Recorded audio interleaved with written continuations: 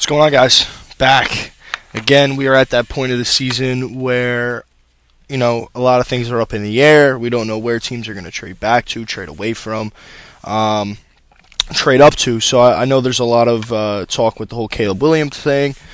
Are the Bears going to stick with Justin Fields? Are they gonna move on, go to Caleb Williams, trying to trade Justin Fields? Are they going to trade back and go for Marvin Harrison anyway? So there's a lot of things are up in the air, but you know me, we like to focus on our D-line guys here, and the pivotal role they play in team defense, and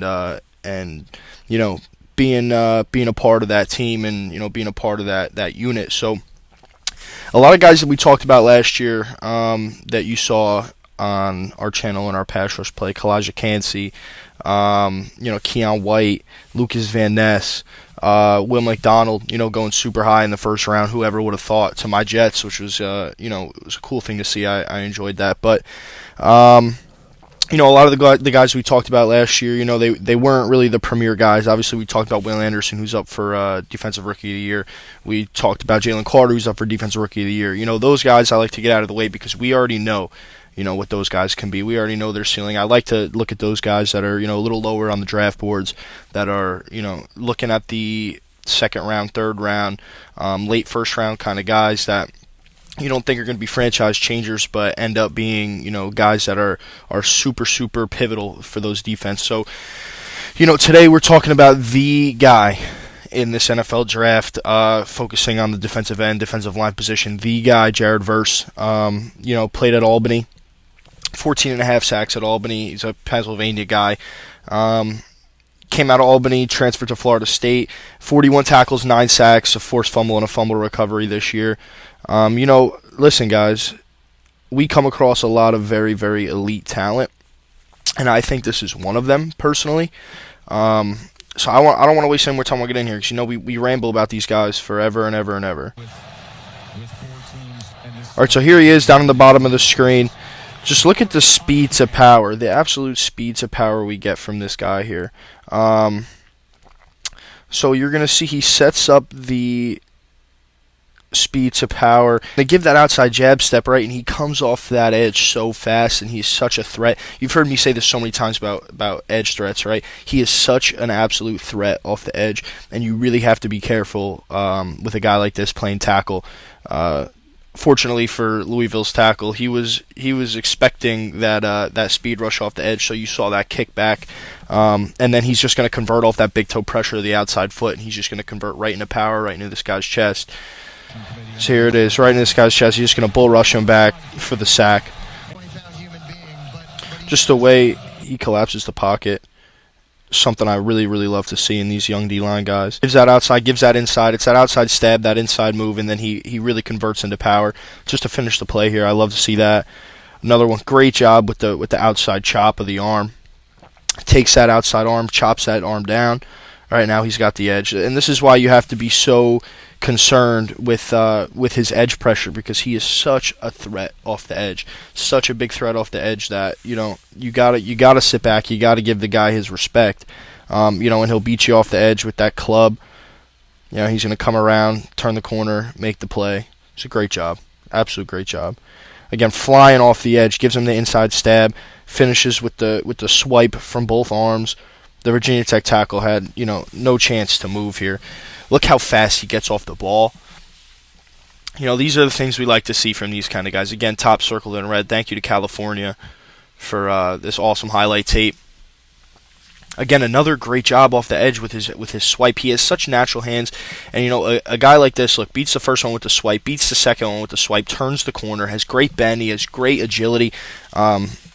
His balance is really there. Guys that I compare him to, I would like to say like Kayvon Thibodeau, Boye Mafe. So two guys off the edge that are just absolutely elite. Boye Mafe's over in Seattle, and Thibodeau's had an absolutely great year. After a little bit of a down year last year, had an absolutely great year in New York. I'm a Jet fan, so I got to give my credit where it's due. Here we go off the edge again with the swipe. He's so fast, and look at the relentless effort to finish on the quarterback. He's not beating the guy, letting him step up. He already did his job, right? His job is done here. After he gets here, he makes this guy step up. This is everybody else's. This is your interior job. Your outside guys. Their whole point of being out there is, so let's collapse his pocket. Let's make this guy have to step up into our crap that's going on all in here. Let him step up into all this. But clearly you can see that that 4-man rush. You got 2 guys bottled up with these 3. So the edge guys from Florida State did an absolutely awesome job here. So we're gonna see him, of course, come around and finish the play, force the fumble. And those are the things you want to see from a guy that's going in the first round. Awesome job. Hey, he gets on the block. He works his push-pull. He feels that this tackle is over his toes a little bit, so he works his push-pull. And I absolutely love how he did this here. So again, gave him his hesitation, right? Made this tackle think, made him use his brain. He closed down the space, worked the push-pull. Again, works the push-pull. He's so strong. And, a guy who's, very, very physically demanding, who looks like Thibodeau. He plays like Mafe. He does a great job of playing his gap and having responsibility and being disciplined, that it pays off for him in the end. That's what you try and tell your guys, right? The more disciplined you are and the more you do your job, I know that's a big Saban thing, that's a big Belichick thing, right? To do your job, right? The more he does his job, it opens so many opportunities for him to make plays like this. That's why, guys, young D linemen, young football players anywhere, if you do your job and you stick within your scheme and you play team defense, right, you will have those big plays that'll come to you, right? Especially on the D line. I feel like a lot of my guys on the D line, they like to tell me, I have some absolute great pass rushers on my defensive line at my program. And I'll tell you what, man, they get real upset when I have to let them know, listen, we're playing the edge, you set the edge, and you stay on the edge. You don't fly upfield, you don't open lanes, because a lot of these high school running backs or high school quarterbacks like to run the ball. So I like to tell my guys, make sure you're holding that edge. Make sure you do not fly upfield. You open lanes, right? And a lot of them get a little upset when I tell them that, you're not allowed to free pass rush. I understand it's a second and long, but, we need to be mindful of what else is going on the field, right? You do your job, you open up lanes for your team, right? And you do your job as a defensive lineman, whether you're setting the edge or you're playing your run fit, or you're playing your gap responsibility, you're playing your scheme, right? And a lot of these guys will get upset and, they'll want to pass rush freely, but then those opportunities start to open up later in the game that they feel, this guy's really setting an edge. I'm not going to be able to hit a hole here. And you got guys thinking, quarterback's looking, now all of a sudden you're rushing off the edge. I gave you that green light. Now you're rushing off the edge making a play. There's no better feeling than that. It really sets it up there. Let's see what we got here. We got another absolute domination off the edge. Look in the relentless effort, guys. The relentless effort, as you hear me talk about almost every video, some of these guys, the relentless effort. Look how fast he gets flat playing the ball. I want to go back to this play here. I want to go back to this play because just the effort to beat your man, right, to do your job again. Beats his man, does his job. And, there's guys around here to make a play. You can see guys are around here to make this play on this next against Southern Miss here. Look how fast he gets off the ball. You got 2 guys trying to block him. It's not happening. The tight end release, it didn't work. Tried to chip him, tried to give his tackle a little bit of an edge. Didn't work here. Verse flies upfield, right? He steps up into the BS that's going on up here. But Verse still is coming. Verse is still coming, and he comes and he makes the play anyway. And again, I like the second play because, look, he sets the edge, and this is what we talk about team football, right? We talk about team football, we talk about doing your job, right? He could have flew upfield, but he saw pitch, he read pitch, he beat his guy across his face, and now he's going to keep his shoulder square to the line of scrimmage. He's going to get flat, and he's going to move his ass out here to come and make this play.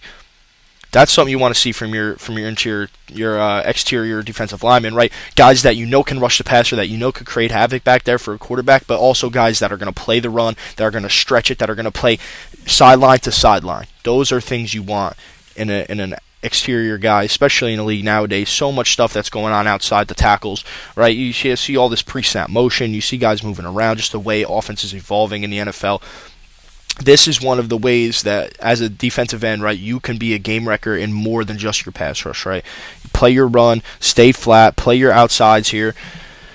Again, flies upfield just with the cross chop, man. That's his favorite move. You can tell from this couple minutes. I've watched Jared Verse all year, but these couple minutes of just his highlights, right? You can tell what his main move is, right? He loves that cross chop with that outside arm, right? It gets these guys every time. Absolutely beat the hands, beat the man. Works every time. The cross chop again. He's beat 65 is beat before he even uses his move here, which is absolutely another thing we love to see is being beat. Before you even use your move. And another one down by the goal line. I haven't even seen this yet. So down by the goal line, he works that cross club swim, right? One of my favorite moves when I was playing. That was one of my best just because of my leverage. I was a shorter guy playing the defensive end position. So using that leverage to your advantage, and using that close space. You see like boxers, right? You see a lot of boxers. You have a guy with less reach. What do you want to do, right? You want to stay inside. You want to work inside, right? You want to come work the body. Don't give him his range, right? A lot of these tackles that are 6'5" and above have this crazy wingspan, right? Versus a big dude.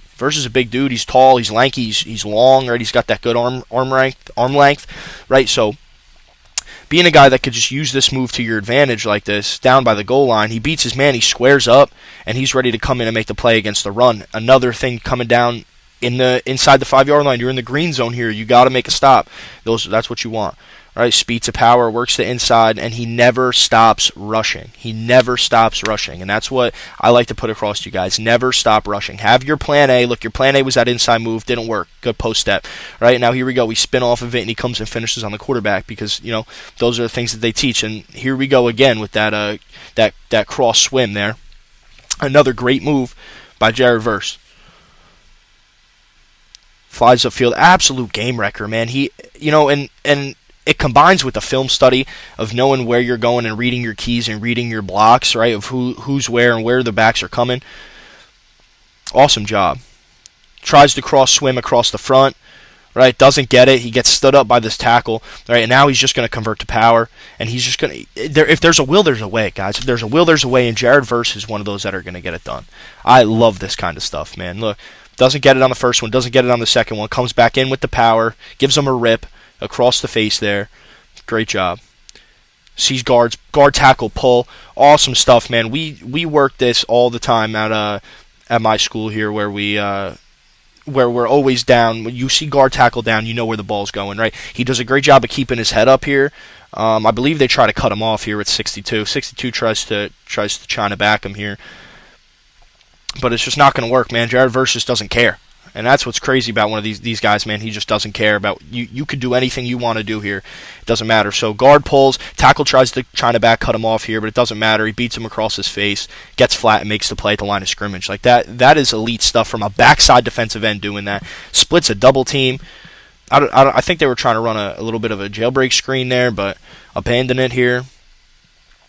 Yeah, they were trying to screen him here. Jared Verse blew it up, and then he lays a hit on the quarterback.